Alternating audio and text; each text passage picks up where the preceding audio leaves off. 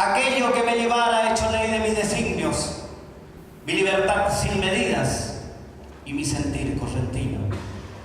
Nada más que lo llevado es lo que traigo conmigo. A nadie pido lo ajeno, ni su dinero al más rico, ni su saber al más sabio, ni su horizonte al camino. Es mejor que cada cual no cambie lo de uno mismo. Yo, para ser lo que soy, siempre cuento con lo mío.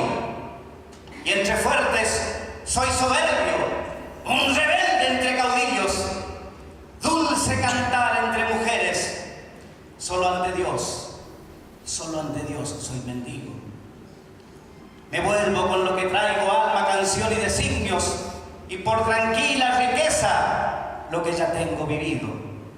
Nadie puede reprocharme lo que yo nunca he cedido, y lo que resta por dar hasta cumplir mi destino. A mi tierra le devuelvo como un bien restituido. Por la existencia vivida y la esperanza